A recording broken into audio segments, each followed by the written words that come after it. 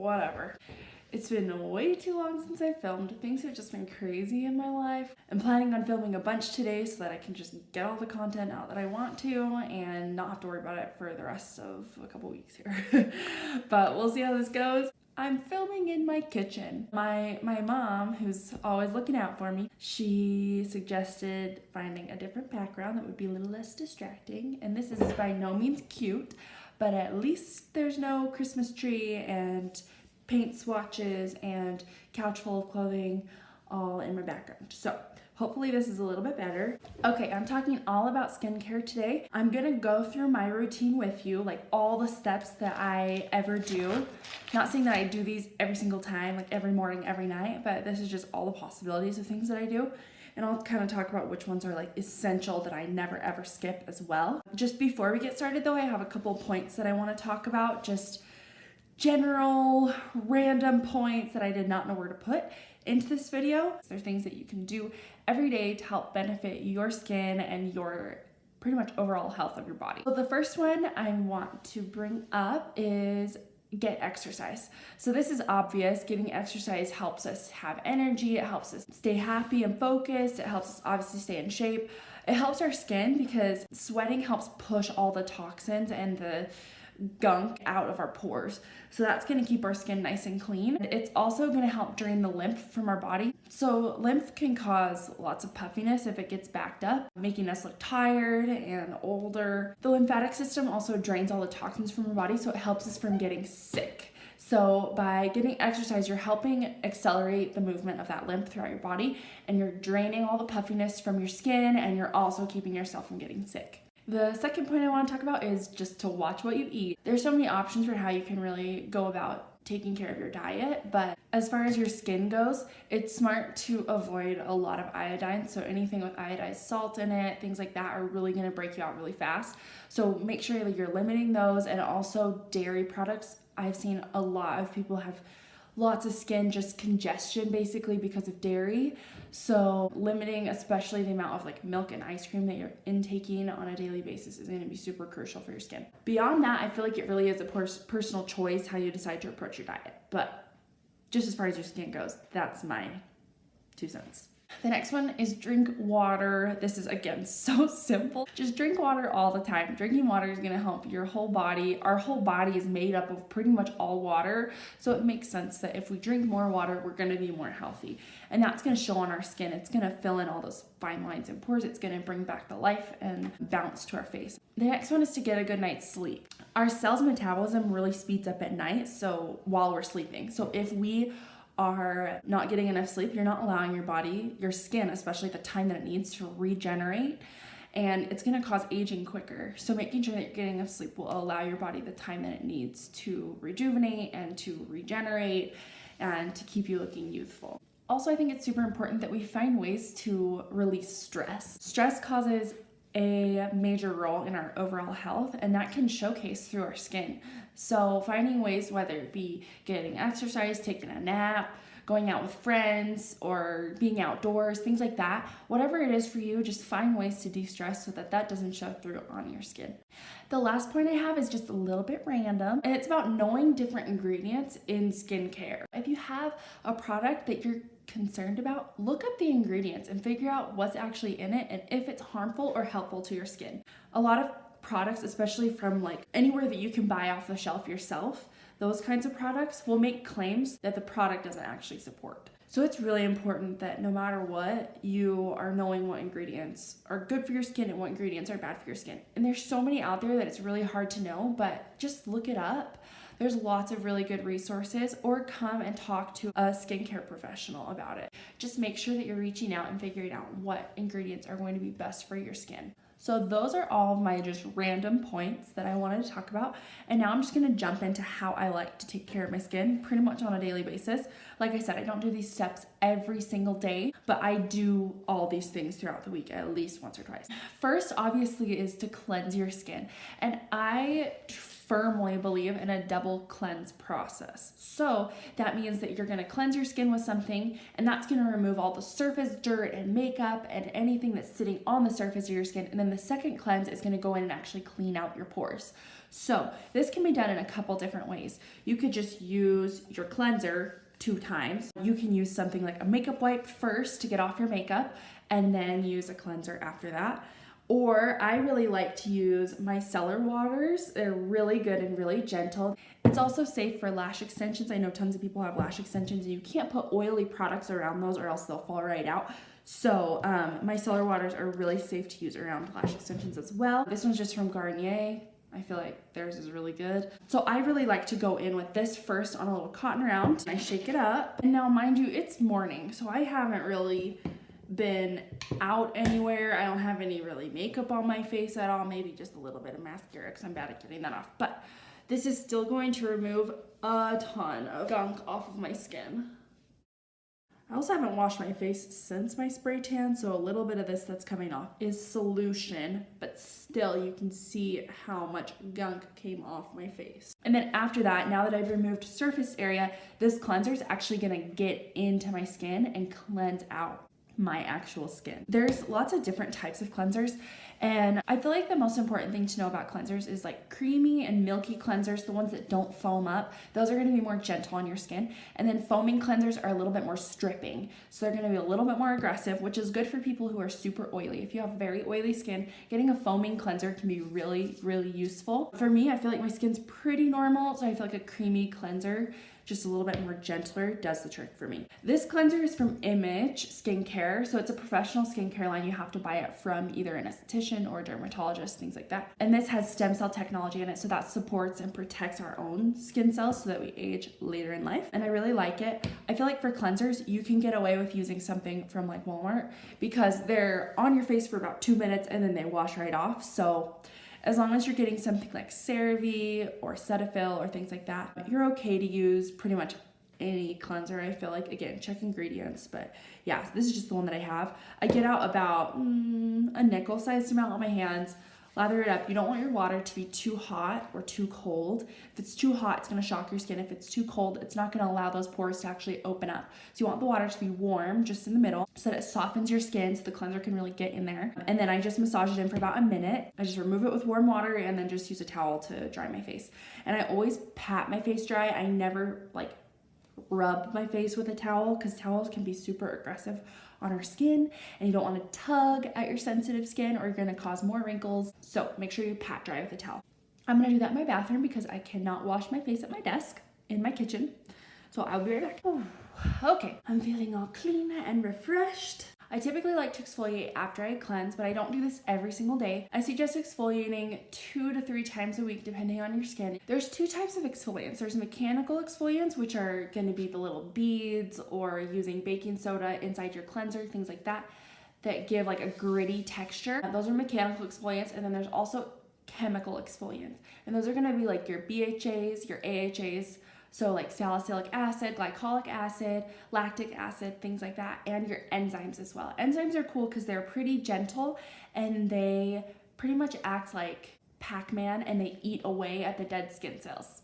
Kind of a goofy way to think about it, but enzymes are great. There's lots of cleansers that include lots of exfoliating properties in them, and that takes care of that step at the same time as you're cleansing. But sometimes I like to be a little extra and do like a whole separate step. So I have an enzyme mask, and it's called a mask, but since there's enzymes in it, it's going to be working on exfoliating and eating away at the dead skin on top of my face. I don't use this every single day, but I do put it on once or twice a week. I don't do it like a ton, especially since I just got a chemical peel last week, so I still have some little flakies from my skin peeling on my face, especially like over here. I don't know if you can see it. So I'm gonna use that and hopefully that kind of helps smooth out those dead skin cells. This is also from Image. Image is the brand that we carry at my school, so I have a lot of Image products and I really like a lot of them too. So this is a hydrating enzyme mask. So the enzymes are gonna eat away at the dead skin. It also has vitamin A, C, and E in it, which are gonna hydrate and protect your skin. So I'm just gonna apply a little bit of this onto my skin. And it says you can leave it set for 5 to 30 minutes. I'll probably leave it on for about 10. This stuff feels so good. It feels like it's energizing my skin. It's the weirdest thing. I don't even know how to explain it. It feels so good. I'll leave that on for a little bit and then we'll continue on. So I left that mask on for about 10 minutes. And then I just went to the bathroom, rinsed it off, and patted my face dry, and my skin feels so smooth and so soft. And those little flakies that I was worried about, like dry skin that's coming off, it's honestly gone. And I know that sounds crazy, but this exfoliator really does work. So after cleansing and exfoliating, our skin can become a little bit off of its pH balance. Our skin is naturally acidic. After cleansing and then exfoliating, our skin can become a little bit more alkaline. So it's stripped of its acidity, which is actually very unhealthy for our skin. So it's important to use a toner to help balance out that pH again. A lot of cleansers, if you're just using a cleanser, have a toning property in them, so that's something you don't have to worry about. But since I've already exfoliated now and stripped the skin even further, it's important to me to go back in and retone my face. I just have one from Pixie, so this you can get at like Walmart, and it's the Glow Tonic, so it actually has a little bit more glycolic acid in it, so it's going to exfoliate a little bit and also brighten. And so I just use this on a cotton round. You can use anything, like witch hazel is a really good toner. Some people think that toners have to strip the skin even more. People use a really alcohol-based toner, and you don't need to use anything quite that strong and stripping on your skin. Witch hazel is great because it's affordable and it's also pretty gentle on the skin. Do not forget about your neck. Of all the skin on your face, your neck and your eyes are going to be the things that age the fastest. So it's important to always remember to take care of that neck as well. So just make sure when you're picking out a toner or any like cleanser, exfoliant, that you're paying attention to your skin. If it's really burning and stinging and you're turning beet red, then that might be a little too intense, or you're using it too often for what your skin can handle. So just make sure you're being aware and taking note of how your skin's reacting to the products that you're using on your face. The next thing I would highly recommend is getting a serum. So serums are a little bit different than a moisturizer because a serum is going to be a higher concentration of really good ingredients, and they're going to be smaller in molecular size, so they're going to penetrate deeper into your skin, and it's a thinner layer, so you're not going to feel like you have this heavy, thick cream sitting on top of your skin. And serums can target lots of different areas in your skin: aging, hydrating, acne, anything basically. I have an antioxidant serum. Antioxidants are so key in taking care of our skin.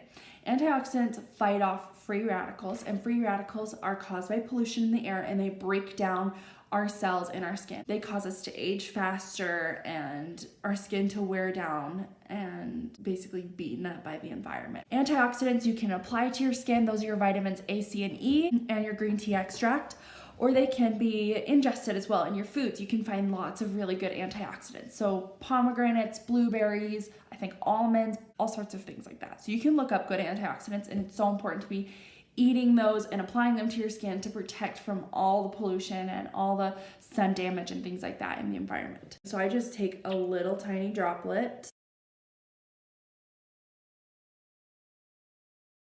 I apply a serum every single day, especially this one with antioxidants in it, because of where I live in Utah Valley. There's just inversion. All the pollution and gunk in the air is just sitting in our life every day. So I apply that every single day. And then the other thing I apply every single day directly after that is a facial oil. I love oils because if I had to say my skin type, I'd say it's closer to oily than it is to dry. It's still pretty normal, but I am on the oily side, and I still love using facial oils because I feel like they don't clog up my pores. They give me just enough hydration without sitting on top of my skin and feeling super thick and heavy. And again, they're a really good concentrate of good ingredients, so you don't have to use very much. I use about 3 drops and it covers my entire face. This has vitamin C in it, so it's gonna be super hydrating and great for anti-aging, which again, I love. I drop it directly onto my skin because I don't want to waste any of the product. This sinks right into the skin, and it feels so good because I don't feel like I have a heavy layer of product on it, and I feel like I am just hydrated and smooth. I feel like a facial oil is not a must-have necessary product, but for me, I would rather apply a facial oil than a moisturizer. So that's just my opinion. After that, I always apply an eye cream. My eyes drive me crazy, and like I said, you'll see like the sagging and fine lines in your eyes faster than you will on any area in your body. So I love to take care of that area, and it needs a different type of hydration and protection than the rest of your face on your skin on your face does, because it's so delicate, the skin here. So I have one from Obaji, and this is a very high-end medical grade skincare line. My mother-in-law got this for me for Christmas. She's amazing. So it's gonna help with tightening and firming, which is exactly what I need because I feel like my eyes are pretty saggy. So I use this under and around my eyes, and I get the tiniest amount. So this is gonna last me literally a lifetime. And I always use my ring finger because it's gonna apply the least amount of pressure to your eyes. I dot in, and then I use that for both eyes. So I get a little bit on each of my hands here, and I do it at the same time. You really want to be so gentle and not tug. This stuff has great slip to it, so I feel like it can gently glide my fingers around my eye area, but normally I would suggest to pat just because you don't want to tug at your eyes. We're almost done. Things I do every day: cleanse, serum, eye cream for sure, and then the added things that I like to do: exfoliate, tone, hydrating oil, things like that. The other thing that I always do is apply a sunscreen. Sunscreen is crucial. You have no idea how much damage the sun is doing to your skin every single day. Even if you're not seeing the sun damage through age spots or sunspots or things like that, damage is still going in there and happening. It's breaking down the collagen and elastin in our skin, which is causing fine lines and wrinkles sooner in life. It is causing age spots. That sometimes doesn't come out till later in life. So even if you're not seeing it, you still need to protect your skin from the sun. There's lots of different types of sunscreens. I would just say get something with 30 SPF and you should be good. Also, make sure you're looking for a sunscreen that is broad spectrum. That's gonna protect against UVA rays and UVB rays. UVA rays are what go down deep into our skin and cause aging. And then UVB rays are what cause the burning and the hyperpigmentation in our skin. So both of those, you want to protect against all of that. So make sure you're getting broad spectrum SPF at least 30. Anything higher than that, and it really doesn't matter that much. But yeah, at least 30. So I just get a tiny bit. And after all the product I put on my face, this isn't gonna like sink in or anything. So you don't want to get too much or else you're just gonna have a white film on the top of your skin.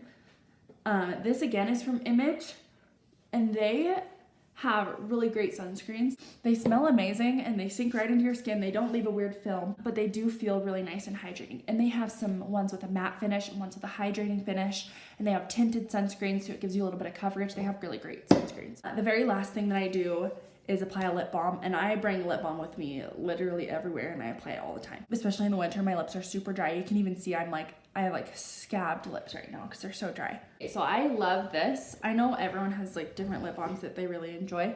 Some lip balm ingredients though can actually dry out your lips even further. So make sure you're looking for something that's actually going to hydrate and nourish your lips. Anything with shea butter, beeswax, coconut oil, jojoba oil, things like that are going to really be nourishing to your skin or to your lips. This also has SPF in it, which is super important for your lips as well. So that's the very last thing that I do every day. That's pretty much all I would recommend. You can throw on a moisturizer if you are very, very dry.